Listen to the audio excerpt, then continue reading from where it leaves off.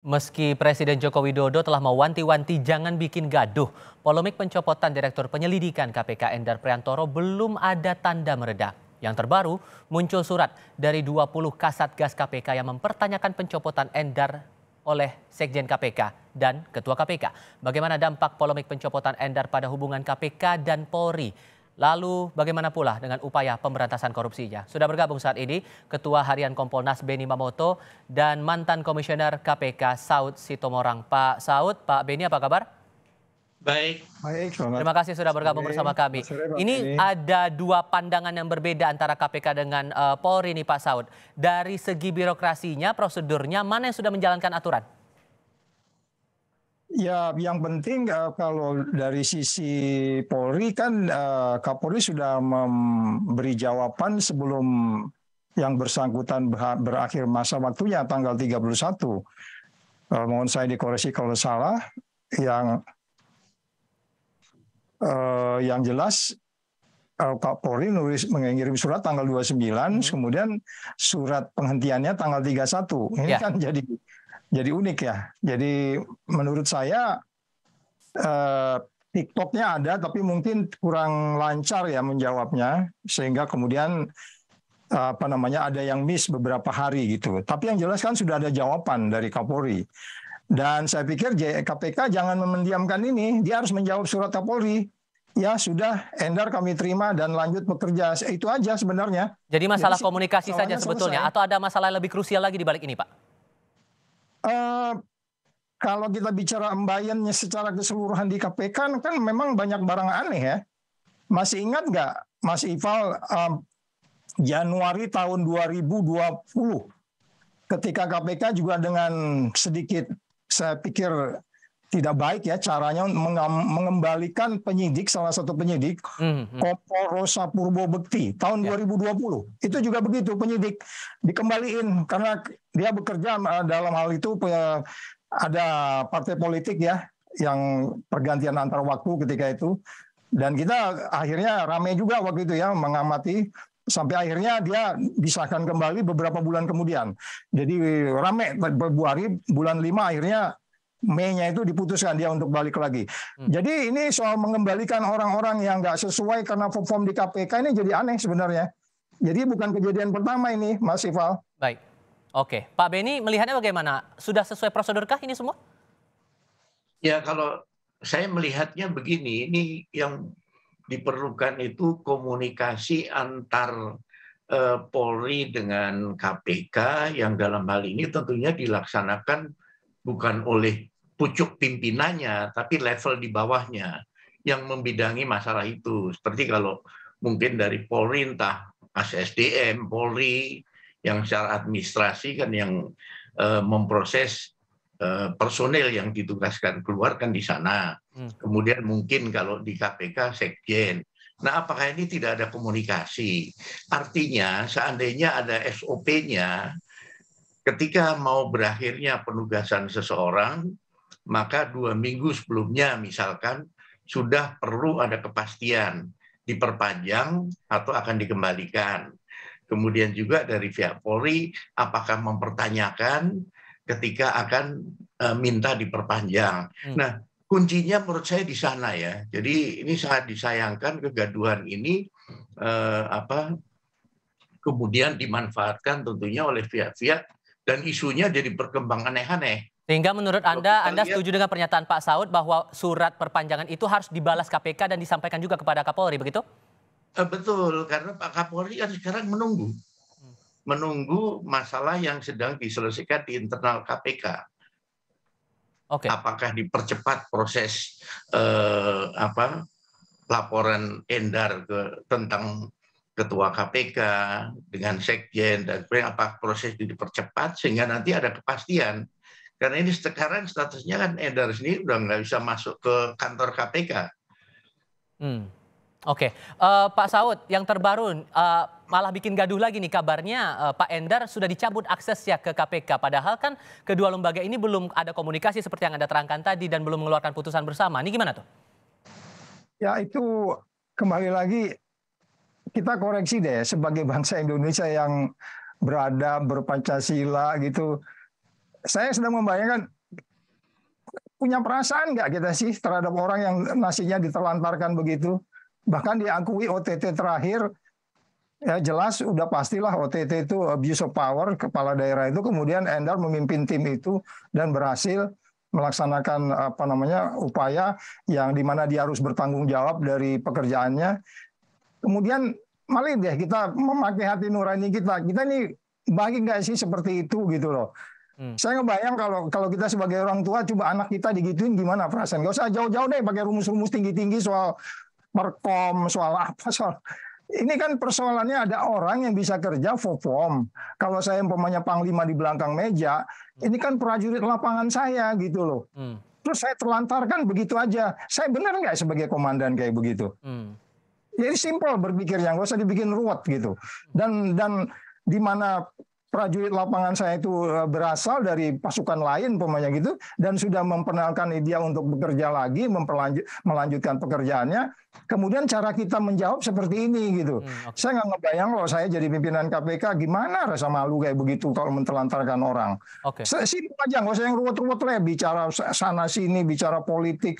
Oke, ada di situ. Kita perlu satu sesi untuk membahas karena pertanyaannya, kenapa Endar ini dibeginikan gitu loh? Pertanyaan kita kenapa gitu loh? Ini simpel kan pertanyaannya. Sehingga menurut Anda kalau ini tidak diselesaikan efek buruknya akan apa? Ya tentunya citra pemberantasan korupsi. Saya berulang kali mengatakan di dalam Jakarta Statement yang dibuat pada tahun 2012, seluruh lembaga anti korupsi berkumpul di Jakarta mengeluarkan komitmen Jakarta. 2 poin di situ yang dibahas. Pertama, pimpinan KPK, pimpinan pemberantasan korupsi di seluruh dunia tidak boleh abuse of power, dan dia juga harus dilindungi, nggak boleh diganti sembarangan karena waktu itu ada isu macam-macam. Yang keduanya adalah pekerjaannya dilindungi, bahkan di situ bicara salary, bicara keamanan. Nah kemudian itu dibuat di Jakarta, komitmen Jakarta. Nanti badan anti korupsi dunia lain akan melihat, itu komitmen Jakarta kan di negaramu, kok kamu nggak menjalankan komitmen Jakarta. Jadi maksud saya, cuma tolong kita berpikirnya holistik gitu. Jangan berpikir suka tidak suka terhadap Endar ini atau apapun. Dan Dewas sudah mengatakan nggak ada itu yang dilanggar sama dia. Jadi pertanyaan kita, ada apa gitu? Kenapa kok kita begini cara kita menata tenaga kerja atau SDM pemberantasan korupsi di Indonesia? Ini kan jadi, ya kedepannya pasti akan banyak implikasinya. Implikasinya terhadap indeks persepsi korupsi, ketidakpastian, ketidakadilan, KPK itu bermanfaat nggak terhadap SDM-nya, dalam hal ini pimpinannya. Ini banyak, ini bisa kita lihat urutannya. Termasuk salah satu efek yang juga dikhawatirkan Pak Beni adalah masalah hubungan antara Polri dengan KPK. Anda juga mengkhawatirkan ini akan terjadi kalau ini tidak diselesaikan, Pak? Ya tentunya yang pertama ini bisa dimanfaatkan oleh pihak lain ya, entah yang ingin menyerang KPK, entah yang ingin menyerang Polri, nanti jadi tambah kompleks masalahnya.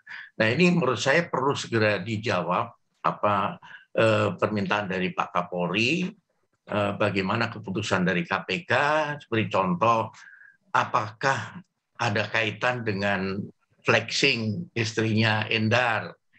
Itu kan proses klarifikasi kalau tidak salah belum selesai. Apakah ada kaitan dengan itu, kemudian akhirnya diambil keputusan seperti ini. Tetapi ini perlu transparansi. Apapun pertimbangannya itu perlu secara transparan disampaikan kepada publik sehingga tidak ada penafsiran yang macam-macam begitu. Tapi di sisi lain juga KPK bilang bisa saja Pak Endar ini kembali ke posisinya, tapi harus ikut bidding lagi. Gimana tuh Pak? Nah ini mekanisme itu mungkin Pak Saud lebih tahu lah ya. Apakah perpanjangan itu harus dengan proses seleksi ulang atau tes ulang atau tidak begitu. Oke, kalau Pak Saud gimana tuh melihatnya? Harus ada prosedur mengulang lagi semuanya? Ya enggak, kalau yang diulang kan paling nanti tes-tesnya itu kan integriti ya. Saya nggak tahu apakah dalam beberapa bulan setelah bekerja integriti beliau bersangkutan berubah atau kemudian IQ-nya berubah atau, tapi kan kita kan sudah kenal persis ya, saya gitu umpamanya 2-3 bulan aja kan kita sudah bisa memastikan. Tes itu kan kalau kita nggak kenal dia gitu ya. Sekarang kita udah tahu dia perform. Jadi kalau dilakukan penyaringan kembali justru kita jadi tanda tanya di tengah sistem saringan di KPK ini seperti apa gitu. Jadi ini sama dengan kemarin ada 57 orang yang diberhentikan, kan cara memberhentikannya dengan tes wawasan kebangsaan, ya kan, sehingga nggak lulus gitu. Ini modus lagi nih, modus cara orang untuk menghentikan seseorang. Sudahlah, yang jelas dia sudah perform dan sudah dilakukan tes. Ada suatu masa KPK menerima lebih dari 23 orang untuk masuk KPK. Saya nggak sebut instansinya, nggak satu pun di antara mereka lulus untuk masuk join di KPK. Apa yang bisa kita ambil dari cerita itu? Tes-tes yang sudah dilakukan selama itu dia independen, selama itu dilakukan oleh konsultan yang sangat independen, itu mereka pasti sangat objektif, yang ketemu orang yang berintegritas. Sekarang setelah sekian tahun bekerja, kemudian kita bertanya, kita tes ulang. Itu biasanya prosesnya nggak begitu. Ada mungkin yang dites itu biasanya MCU saja, medical check up untuk melihat bagaimana kesehatannya dan seterusnya, dan tes-tes basic yang mungkin replacement, dia mungkin pingin pindah, kemudian dia berpanjang pingin pindah ke unit lain. Nanti di situ ada seleksi yang dilakukan.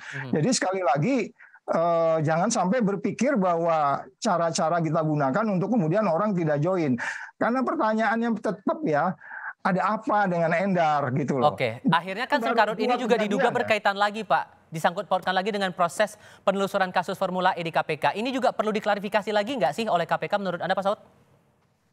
Ya, kalau saya sih dalam bahasa yang sangat sederhana, dibuka aja itu rekaman yang katanya sampai lebih 10 kali ekspos tentang ekspos yang apakah ini naik ke proses berikutnya. Itu juga dilihat rekamannya. Itu kan kelihatan siapa ngomong apa. Kita tahu bahwa Endar yang konflik of interest atau pihak lain di dalam rapat itu yang konflik of interest yang memaksakan, kalau kita mau transparan ya, karena pemberantasan korupsi itu Anda harus akuntabel, transparan, dan free conflict of interest. 3 hal itu Anda harus punyai kalau Anda menjadi tim atau anggota pemberantasan korupsi. Jadi kita lihat, nanti kita bisa ini, dan Dewas saya pikir akan harus masuk sampai di sana. Baik. Sehingga kemudian kita bisa menghilangkan cerita-cerita yang tidak baik, sama dengan waktu itu dalam hal ini KPK mengembalikan Kompol Roksabekti begitu, karena dia sangat tough di dalam OTT yang dilakukan oleh salah satu parpol ketika itu mengenai PAW, pergantian antar waktu. Sehingga untuk kasus yang ini Pak Beni, terakhir singkat saja, Anda menyarankan bahwa perbaiki komunikasi. Siapa yang harus memperbaiki komunikasi lebih dulu? KPK atau Polri menurut Anda? Kalau menurut saya, karena Bapak Kapolri sudah menyampaikan bahwa menunggu hasil dari KPK, maka tentunya masyarakat pun menunggu, dan kita berharap dari pihak KPK sendiri perlu percepatan proses. Baik. Atas aduan Endar untuk segera diproses sehingga ada keputusan segera. Karena itu kan independensi dari KPK. Baik. Dari Polri nggak bisa intervensi begitu.